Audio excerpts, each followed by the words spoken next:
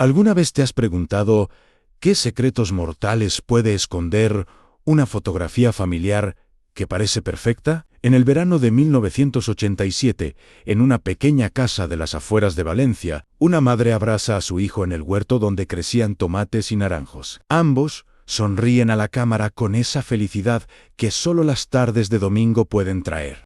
Pero si observas los ojos de ese niño de 9 años, por más de 3 segundos, verás algo que te partirá el corazón. Porque en exactamente 87 días, ese niño estaría muerto, asesinado en su propia casa. Y cuando la verdad saliera a la luz 6 años después, nadie estaría preparado para descubrir quién lo mató ni por qué. Antes de empezar, suscríbete al canal, activa la campanita y déjanos un like. Hoy vamos a contar una historia dramatizada, inspirada en hechos reales que sacudieron a España en los años 90, una historia de traición familiar, secretos oscuros y una madre que perdió todo, pero que al final encontró la justicia más terrible.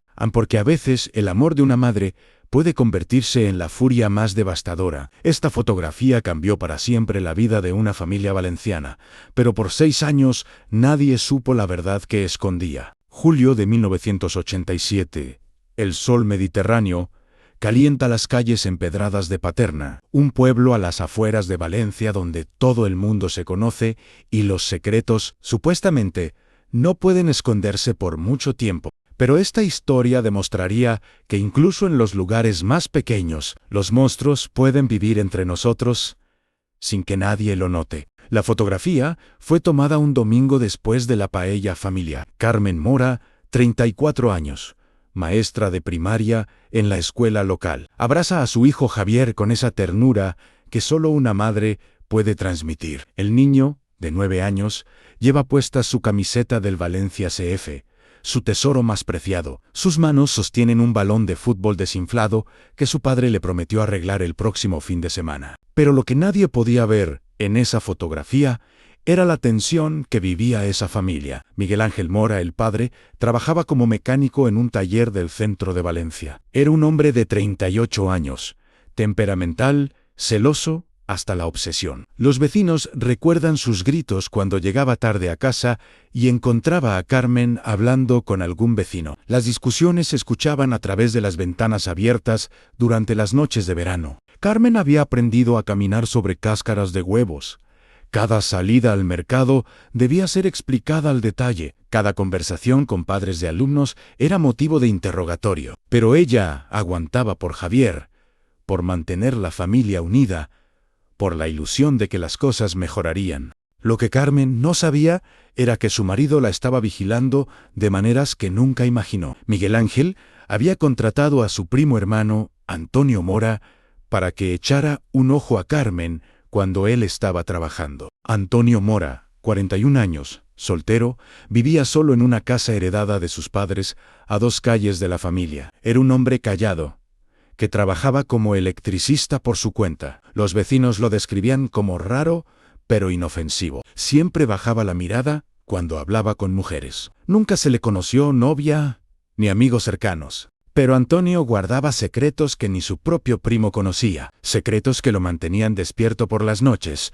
sudando, con pensamientos que lo atormentaban y lo excitaban al mismo tiempo. El día que se tomó la fotografía, Antonio estaba presente. Había venido de visita casual, como hacía cada vez con más frecuencia. Se sentó en la sombra del limonero mientras Carmen preparaba el café y los niños jugaban. Javier era un niño especial, inteligente, curioso, con esa bondad natural que algunos niños tienen y que el mundo todavía no ha logrado arruinar. Sacaba sobresalientes en la escuela, ayudaba a su madre con las compras, jugaba al fútbol con los amigos del barrio todas las tardes en el descampado junto a la ermita. Pero Javier había comenzado a notar cosas extrañas. Su tío Antonio lo miraba de formas que lo hacían sentir incómodo. A veces, cuando jugaban o Antonio lo ayudaba con la tarea, sus manos se quedaban demasiado tiempo sobre sus hombros. Carmen también había notado algo raro, pero no podía definir qué era exactamente. Una madre tiene instintos, y los suyos le decían que algo no estaba bien con Antonio. Pero cada vez que mencionaba algo a Miguel Ángel, él la acusaba de estar loca, de ver problemas donde no los había. «Es mi primo. Carmen en mi familia. ¿Qué demonios insinúas?» Así que Carmen callaba, dudaba de sí misma. Pensaba que tal vez era su imaginación, su agotamiento de trabajar y mantener la casa, de vivir con un marido que la celaba hasta la locura. Los registros médicos del Centro de Salud de Paterna muestran algo revelador. Carmen había comenzado a tomar ansiolíticos en mayo de 1987. Su médico de cabecera anotó en su expediente: en paciente presenta síntomas de ansiedad crónica. Refiere tensión en el hogar. Recomienda terapia, pero paciente rechaza por miedo a que el esposo lo sepa. La última vez que Carmen y Javier fueron verdaderamente felices fue ese domingo de julio. Después de comer, fueron juntos al huerto que Carmen cultivaba en el patio trasero. Tomates, pimientos, lechugas, hierbas aromáticas. Era su refugio, el lugar donde podía pensar, donde Javier la ayudaba regando las plantas. Miguel Ángel tomó la fotografía casi sin querer,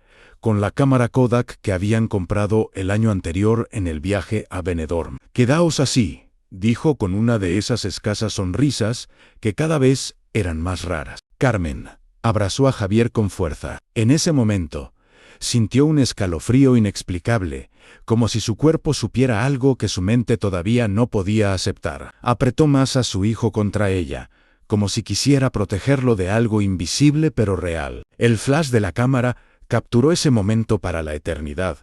Una madre y su hijo en su último verano de inocencia, porque en menos de 3 meses esa casa estaría vacía, esas risas serían solo recuerdos y esa familia estaría destrozada para siempre. Pero antes de que llegue ese día terrible, tenemos que entender cómo se tejió la trampa que acabaría con la vida de Javier. Septiembre de 1987, las clases habían comenzado, y Carmen volvía a su rutina de maestra. Javier cursaba 4º de primaria en la misma escuela donde trabajaba su madre, lo que le daba a Carmen cierta tranquilidad. Podía vigilarlo, asegurarse de que estaba bien. Pero las tardes eran el problema. Carmen terminaba su jornada a las 5 de la tarde. Miguel Ángel no llegaba del taller hasta las 8 o 9 de la noche. 3 o 4 horas en las que Javier estaba solo en casa, después de la escuela. «Es lo suficientemente mayor para cuidarse solo unas horas»,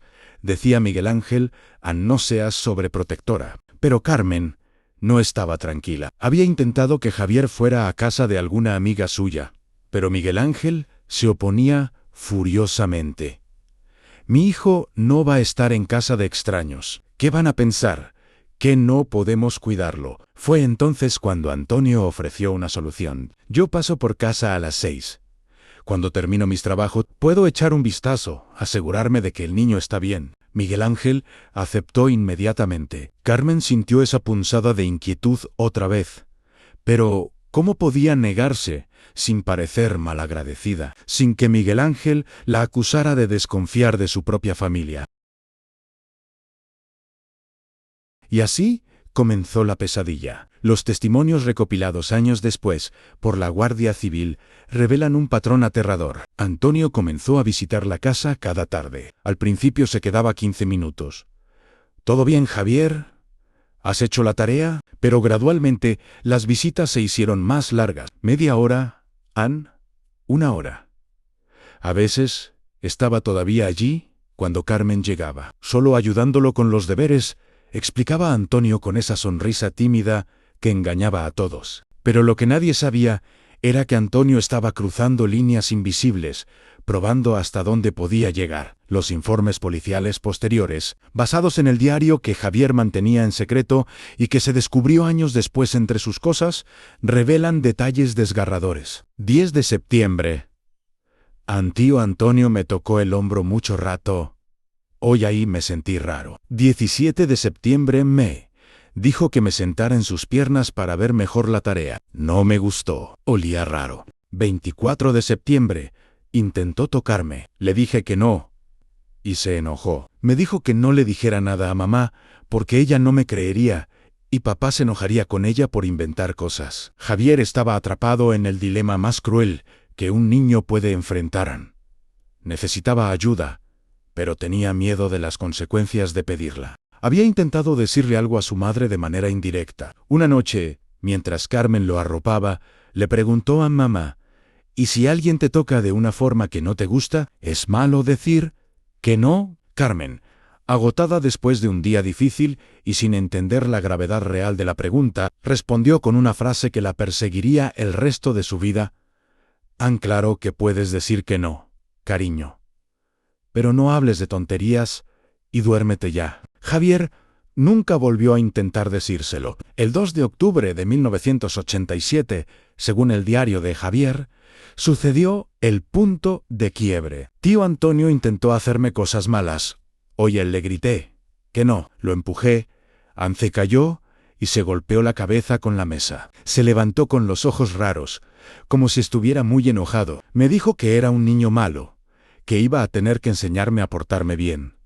Tengo mucho miedo. Esa entrada fue la última en el diario. 4 días después, el 6 de octubre de 1987, Carmen tenía una cita médica en Valencia, una revisión ginecológica de rutina que había postergado meses. Miguel Ángel le había dado permiso, pero con su característica desconfianza: «Llámame cuando salgas y vuelve directo a casa». Javier ese día tenía medio día de clase por una reunión de profesores. Debía llegar a casa a las 2 de la tarde. Carmen le había dejado comida preparada y le había dado instrucciones claras: calienta la comida. Come, haz tu tarea y no abras la puerta a nadie. Yo llego a las 6. Javier asintió. Abrazó a su madre con una fuerza inusual, como si supiera algo que no podía expresar.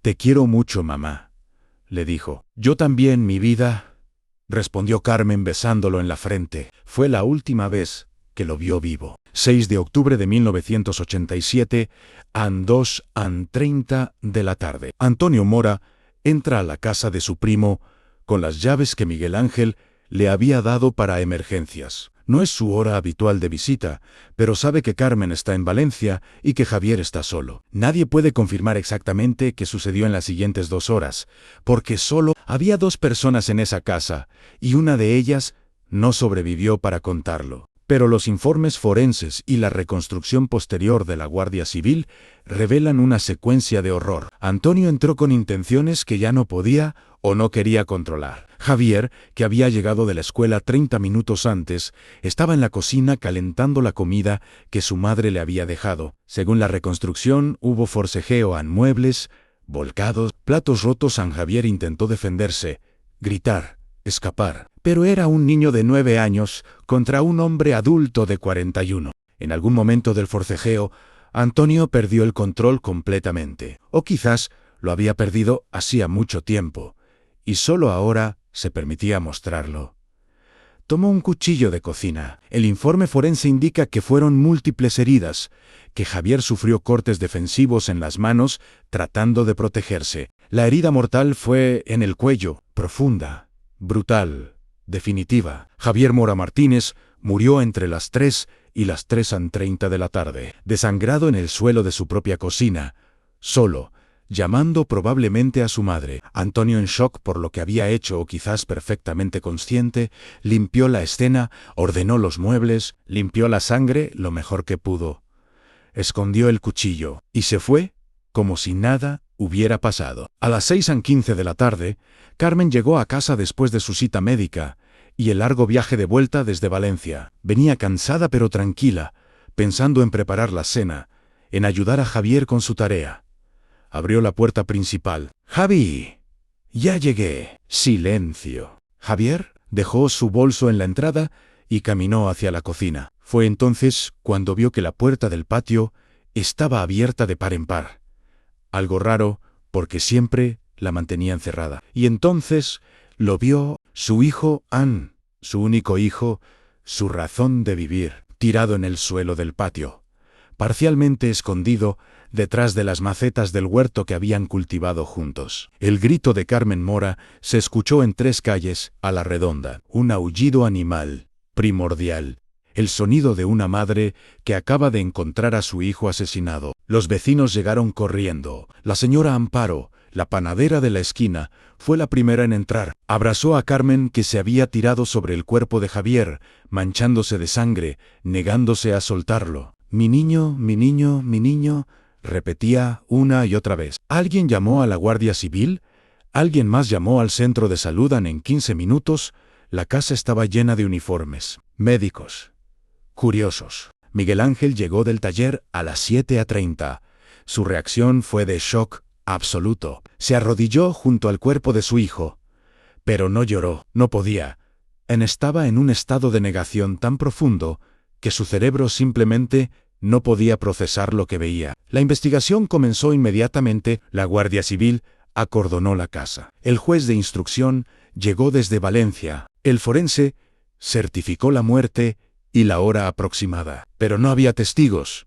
No había motivo aparente. No había señales de robo. La puerta no había sido forzada. ¿Quién tenía llaves de esta casa?, preguntó el sargento encargado. Solo nosotros, respondió Miguel Ángel, Ann y mi primo Antonio. Pero él estaba trabajando. Necesitamos hablar con él de todas formas. Procedimiento estándar. Antonio Mora fue localizado en su casa esa misma noche. Llegó a la comisaría con cara de sorpresa y horror perfectamente actuados. ¿Javier? ¿Muerto? Dios mío.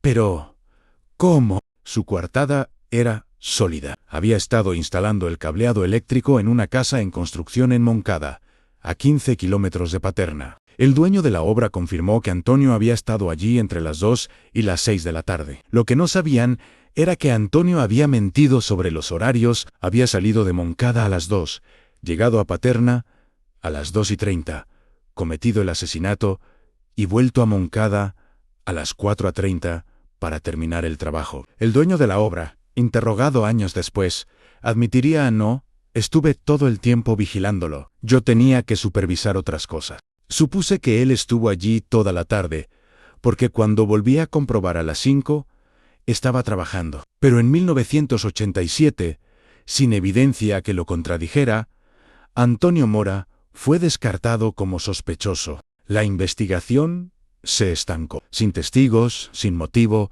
sin pistas concretas. El caso de Javier Mora se convirtió en uno más de esos crímenes sin resolver que obsesionan a los investigadores, pero que eventualmente se archivan por falta de pruebas. Carmen cayó en una depresión profunda.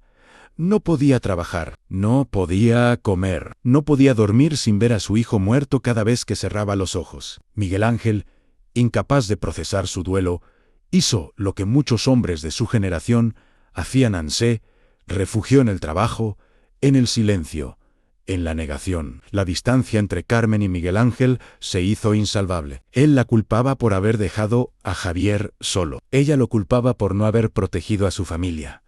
Ambos se culpaban a sí mismos. Y Antonio Mora, el verdadero culpable, siguió con su vida. Iba al funeral, consolaba a la familia, lloraba lágrimas de cocodrilo sobre el ataúd de un niño al que él mismo había asesinado. Los monstruos no siempre tienen cara de monstruos. A veces tienen cara de familia. Entre octubre de 1987 y marzo de 1993 transcurrieron 5 años y medio de tortura para Carmen Moran, años en los que cada día se despertaba y tenía que recordar que su hijo estaba muerto y que su asesino seguía libre. Miguel Ángel y Carmen se divorciaron en 1989, no por odio, sino por imposibilidad. Cada uno le recordaba al otro el peor día de sus vidas. No podían sanarse juntos, solo abrirse heridas constantemente. Miguel Ángel se había mudado a Valencia. Había comenzado una relación con una compañera del taller. Una mujer más joven llamada Rosa Carmen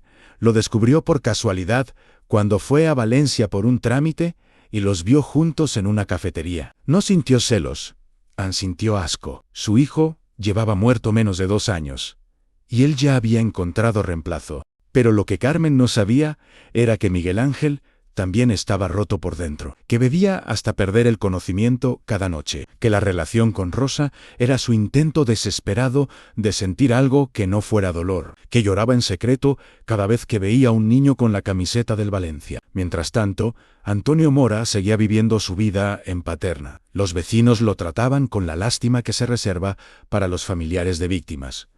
«Pobre Antonio», perdió a su sobrino. Pero Antonio había desarrollado un problema. No podía parar. Los archivos de la Guardia Civil muestran algo escalofriante. Entre 1988 y 1992, hubo 3 denuncias en pueblos cercanos sobre un hombre que había intentado atraer a niños ofreciéndoles ayuda o caramelos. Las descripciones variaban, pero un detalle se repetía: a un hombre entre 40 y 50 años con una furgoneta blanca que trabajaba como electricista. Nunca pudieron identificarlo definitivamente. Las denuncias se archivaron, pero ese hombre era Antonio Mora. El 12 de marzo de 1993, todo cambió. Rosa María Jiménez, 8 años, desapareció cuando volvía de la escuela en Bergesot, un pueblo a 8 kilómetros de Paterna. Su madre la esperaba en casa. Rosa María nunca llegó. La búsqueda fue masiva.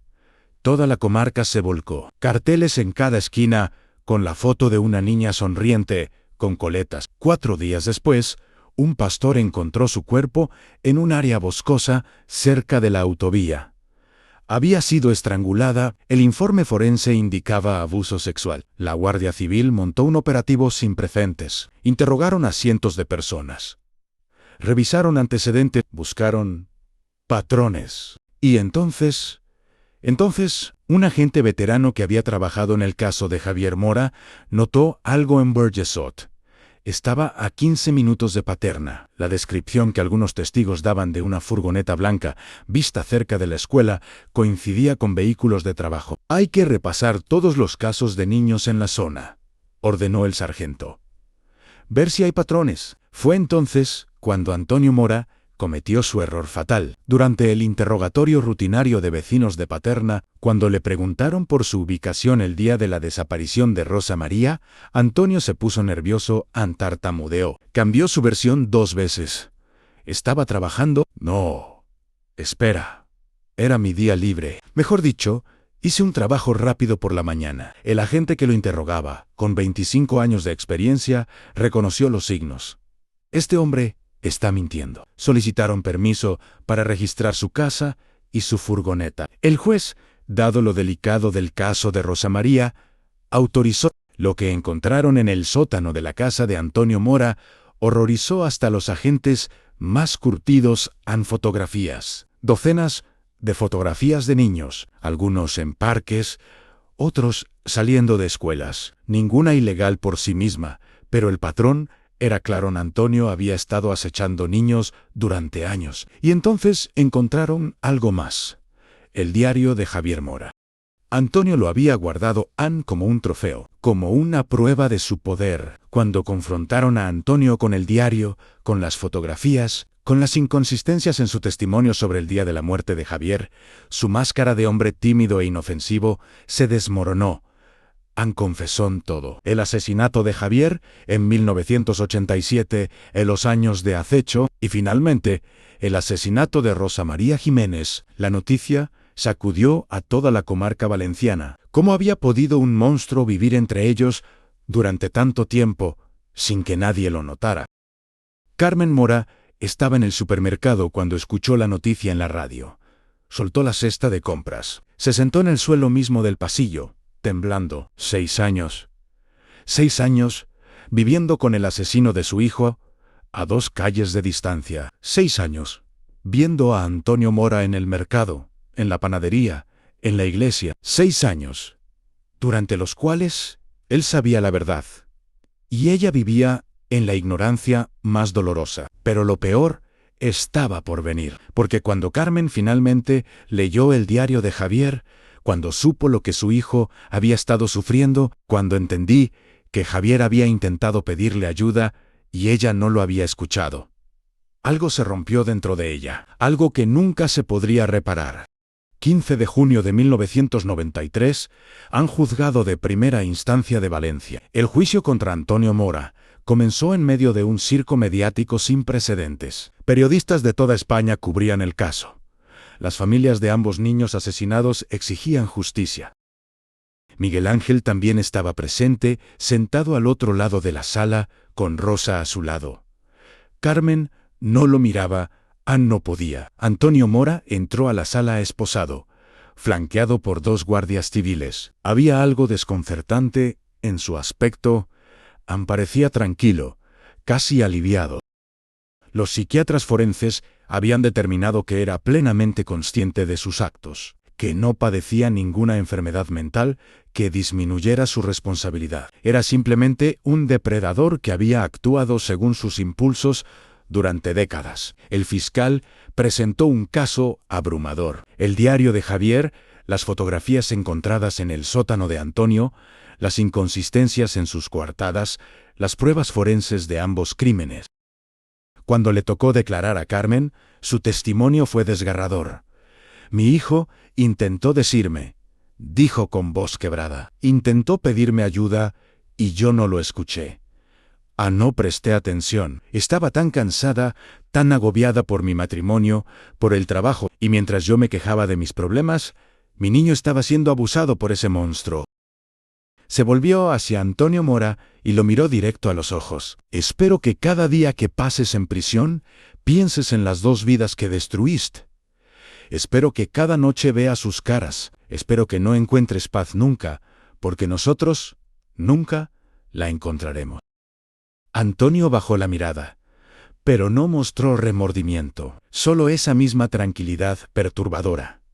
El juicio duró 2 semanas. El veredicto era predecible en culpable de 2 asesinatos en primer grado. La sentencian 40 años de prisión, el máximo permitido por la ley española de la época, pero para Carmen no era suficiente. 40 años no eran suficientes.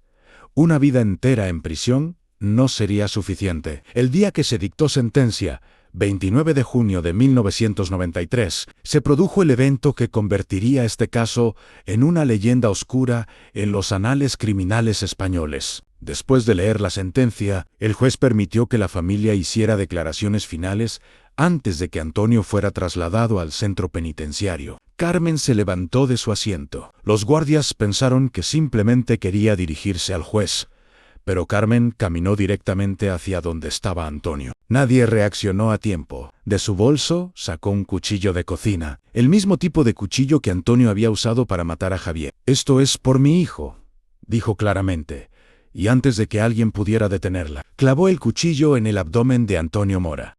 El caos fue total. Los guardias se abalanzaron sobre Carmen. Antonio cayó al suelo, sangrando. Los gritos llenaron la sala. Miguel Ángel, desde su asiento, observaba la escena sin moverse. Años después, admitiría en una parte de mí, quería levantarse y ayudar a Carmen a terminar el trabajo. Antonio Mora fue trasladado de urgencia al hospital La Fe a la herida. Aunque grave, no fue mortal, sobrevivió. Carmen fue arrestada inmediatamente. La acusación an intento de asesinato. El nuevo juicio de Carmen Mora generó un debate nacional sin precedentes. Por un lado, los que argumentaban que había cometido un crimen y debía ser castigada, independientemente de sus circunstancias. Por otro, miles de personas que veían en Carmen a una madre empujada más allá de los límites del aguante humano, que había encontrado al asesino de su hijo libre durante 6 años, mientras ella sufría. Su abogado defensor, Julio Sánchez Marín, construyó su caso alrededor del concepto de enajenación mental transitoria causa dadu por traumau extremo. Carmen Mora no es una criminal, argumentó. Es una víctima que llegó al punto de quiebre después de años de tortura psicológica. Cualquier madre, en su situación, habría sentido la misma furia, el mismo deseo de hacer justicia, cuando el sistema parecía insuficiente. Las declaraciones de apoyo inundaron los medios. Madres de toda España escribieron cartas al juez. Hubo manifestaciones frente al juzgado pidiendo clemencia para Carmen. Incluso algunos miembros de la Guardia Civil que habían trabajado en el caso de Javier admitieron off the record: si hubiera sido mi hijo, habría hecho lo mismo. El juicio duró 3 meses. El testimonio de psiquiatras confirmó que Carmen había sufrido un episodio disociativo en el momento del ataque, impulsada por el trauma acumulado de 6 años.